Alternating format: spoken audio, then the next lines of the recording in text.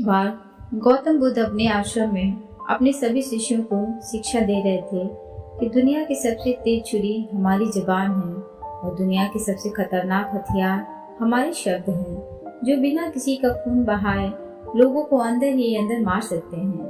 हमारे शब्द हमारी ताकत हो सकते हैं, लेकिन यह हमारी सबसे बड़ी कमजोरी भी हो सकते हैं। अगर हमें नहीं पता कि कब, कहाँ और क्या और कितना बोलना है, यदि हम सही समय पर सही इरादे के साथ सही शब्दों का प्रयोग करते हैं तो यह हमें एक सफल व्यक्ति बनाता है।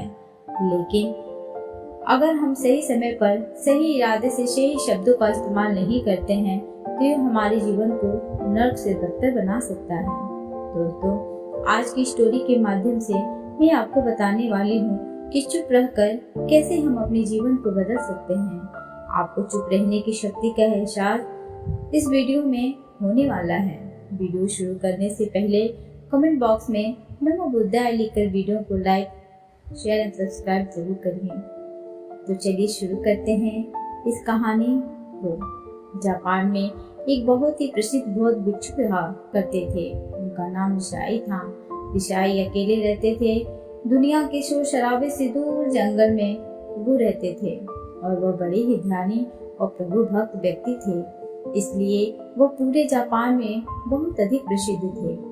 एक दिन एक राजकुमार रिसाई के पास आया और बोला, हे प्रिय भिक्षु, मैं हमेशा थका हुआ, निराश और परेशान महसूस करता हूँ। मेरा मन बहुत अशांत रहता है।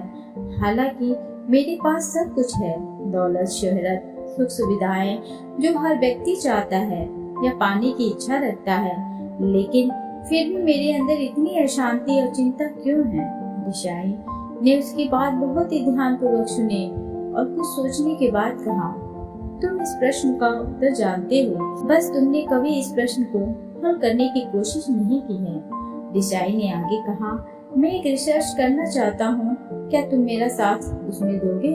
इस रिसर्च के बाद तुम्हारे जीवन में किसी भी तरह की अशांति और चिंता नहीं रहेगी। ये बातें सुनकर राजकुमार बहुत हैरान था। उसने रिसाई से कहा, बताइए मुझे क्या करना होगा? अपने मन की शांति के लिए मैं कुछ भी करने को तैयार हूँ। राजकुमार की इन्हीं बातों को सुनकर भिक्षु ने कहा, तो फिर आप अगले 15 दिन के लिए मेरे आश्रम में रहोगे और एक सामान्य व्यक्ति की तरह अपना जीवन व्यतीत करोगे और इन 15 दिनों में तुम अकेले और चुपचाप रहोगे, जितना हो सके कम बोलोगे। राजकुमार उस भिक्षु की बातें सुनकर सहमत हो गया। पहले दिन राजकुमार को लगा कि उसका मन सामान्य से अधिक अशांत और विचलित है। उसके मन में तरह तरह के विचार आ रहे हैं और वह आम लोगों की तरह जीवन जीने में असहज महसूस कर रहा है। उसे अंदर से बोलने की इच्छा हो रही थी, लेकिन वह चुपचाप रहा। उसके मुंह से एक भी शब्द नहीं निकला, बस वह चुपचाप बैठा रहता। लेकिन रात होते होते ही उसे अंदर ही अंदर शांति का अनुभव होने लगा। उसके लिए यह अनुभव अजीब था। वह खुद से पूछ रहा था कि वह अंदर ही अंदर इतना खुश क्यों है और उसकी आंतरिक बेचैनी और चिंता कम क्यों होने लगी है। अगले दिन राजकुमार अकेला चुपचाप बैठा रहा और वह प्रकृति को निहार रहा था।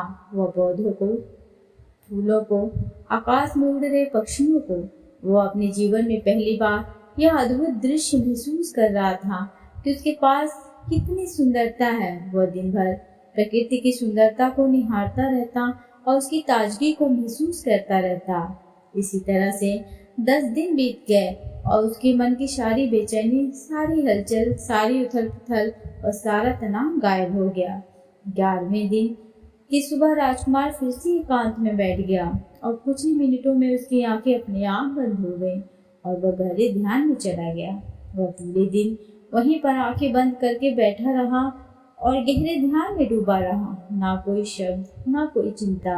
राजकुमार भीतर से असीम शांति और आनंद से भर गया। राजकुमार अपने बाकी के 4 दिन इसी तरह गहरे ध्यान में व्यतीत करने के बाद 15 दिन बाद रिशाई के सामने प्रस्तुत हुआ और रिशाई को प्रणाम करके बोला, प्रिय भिक्षु, मुझे उत्तर मिल गया कि मेरे मन में इतनी उथल पुथल और चिंता क्यों थी।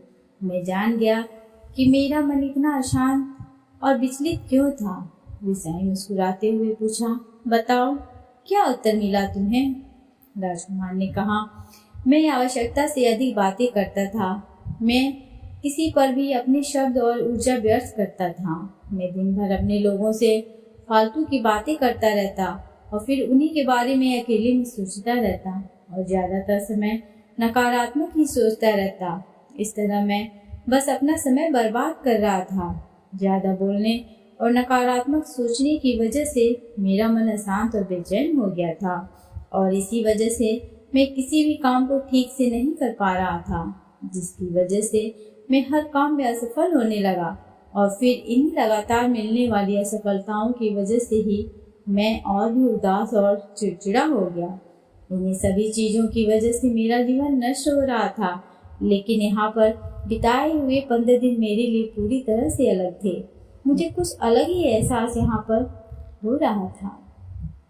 अब मुझे ऐसा लग रहा है मैं अपना जीवन पूरी तरह से जी रहा हूँ, लेकिन इससे पहले मैं अपना जीवन गलत तरीके से जी रहा था। और मैंने यह भी सीखा कि हमें सिर्फ ध्यान करने की ज़रूरत नहीं है। ध्यान अपने आप होता है जब हम शांत और मौन होते हैं। ध्यान के पिछले कुछ दिनों के दौरान मैंने जो पहली चीज़ सीखी वह यह है कि मनुष्य के जीवन की सबसे महत्वपूर्ण घटना स्वयं को जानना है। यह सुनकर ईशाई ने कहा, सिर्फ तुम ही नहीं, दुनिया में ज़्यादातर लोग जरूरत से ज़्यादा बोलते हैं। आज भी लोग ज़्यादातर समय केवल एक दूसरे को नीचा दिखाने के लिए ही बोलते हैं। कुछ लोग ना चाहते हुए भी बातें करते हैं और अपना जीवन बर्बाद कर लेते हैं। ईशाई ने राजकुमार को चुप रहने का महत्व समझाते हुए कहा। एक बार गौतम बुद्ध से उनके शिष्यों ने पूछा, प्रिय बुद्ध, आप ज़्यादातर समय चुप क्यों रहते हैं? बुद्ध ने कहा, क्योंकि चुप रहने से व्यक्ति अंदर से अनंत शांति की गहराइयों में होता है। मौन अपने भीतर उतरने की पहली सीढ़ी है। मौन के बिना स्वयं को जानना असंभव है।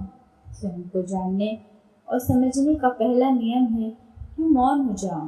उतना ही बोलो जितना अत्यंत आवश्यक हो। फिजूल की बातें करना छोड़ दो। तुम अचानक पाओगे कि 90% से भी ज़्यादातर लोग व्यर्थ से ज़्यादा बोलकर अपना समय बर्बाद कर रहे हैं।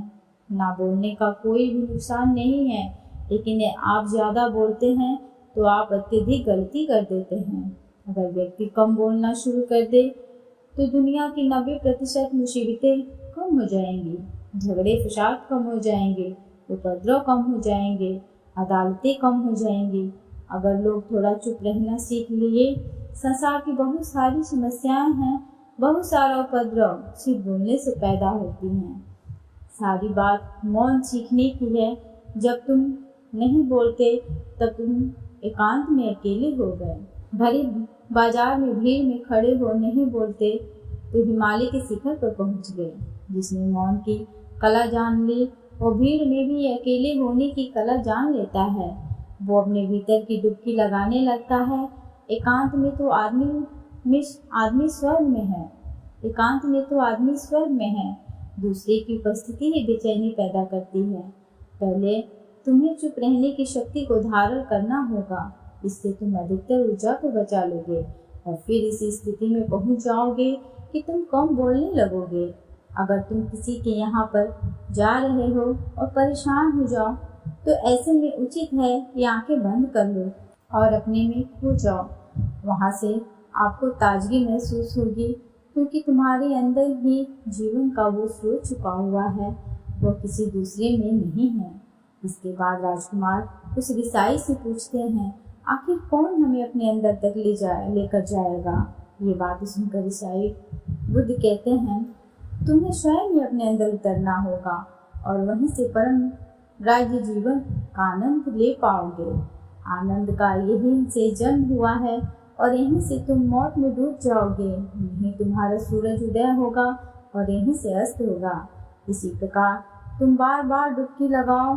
जब भी तुम डुबकी लगा कर लौटोगे वहाँ से तुम पाओगे फिर ताजगी भरी जीवन की नई संपदा मिलेगी। इस नई शक्ति के जन्म होने से तुम्हारी थकान गई, उदासी गई, चिंता गई। जैसे कोई स्नान करके लौटता है तो शरीर शीतल हो जाता है, शांत हो जाता है।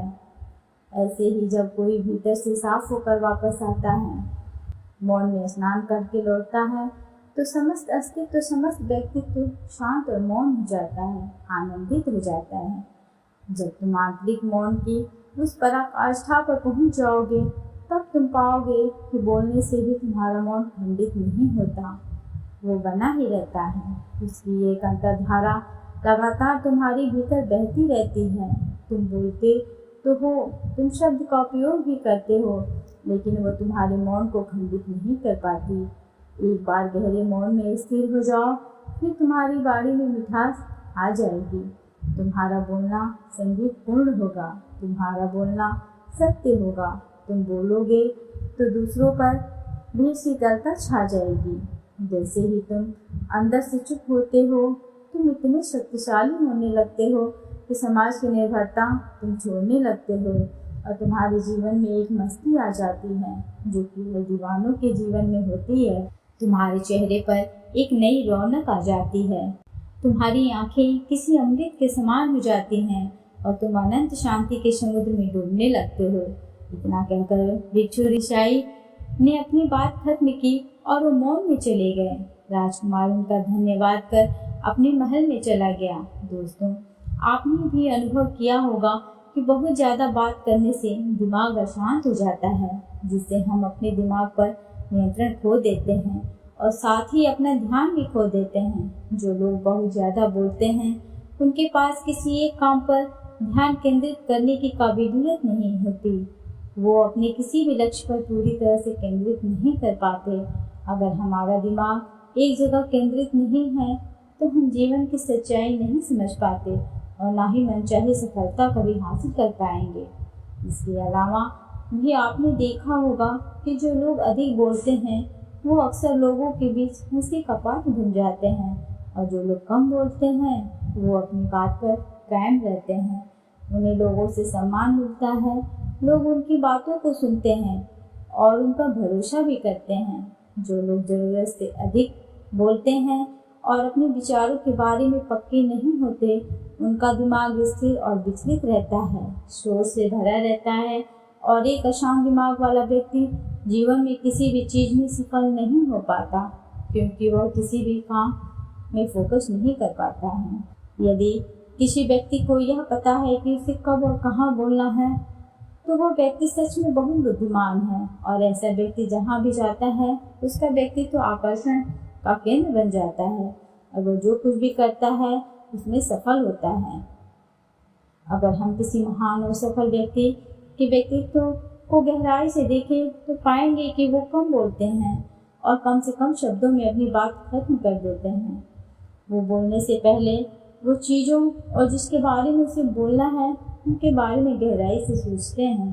लेकिन जो लोग बहुत ज़्यादा बोलते हैं, बहुत बार वो झूठ भी बोलते हैं और अपनी बातों से दूसरों के मन और विचारों पर कचरा डाल देते हैं। वह ज़्यादातर समय दूसरों की बुराई करते रहते हैं, इसलिए उनके अपने भी उनसे नफरत करने लगते हैं और उनसे बचने की कोशिश करते हैं। हमारे भारतीय उपनिषदों में कहा गया है कि हमारे शब्द वास्तविक ब्रह्म शक्ति हैं। मौन से धैर्य आता है, धैर्य से ध्यान, और ध्यान से हम अपने जीवन के बारे में जागरूक हो जाते हैं। इसलिए अगर हम ज़्यादा बात करते हैं, तो हम मौन को खो देते हैं, जो मन की शांति का पहला स्तंभ है। दोस्तों, आज से हम भी चुप रहने का अभ्यास अवश्य करेंगे। आज से हम भी वही बोलेंगे जो ज़रूरी है, और हम कोशिश करेंगे कि कम से कम शब्दों में अपनी बात खत्म करें, और हो सके तो कोशिश करेंगे कि रोज़ कम से कम 30 मिनट एकांत में चुपचाप बैठेंगे। और मुझे पूरा विश्वास है कि इससे हम सबके अंदर एक सकारात्मक बदलाव जरूर आएगा। इसी के साथ इस वीडियो को खत्म करते हैं। दोस्तों, उम्मीद करती हूँ कि आपको इस कहानी से एक अच्छी सीख मिली होगी। यह कहानी आपको कैसी लगी, हमें कमेंट बॉक्स में कमेंट करके ज़रूर बताएं, और साथ ही इस कहानी को अपने दोस्तों के साथ शेयर ज़रूर करें, ताकि उन्हें भी इस कहानी से कुछ सीखने को मिल सके। Thanks for watching.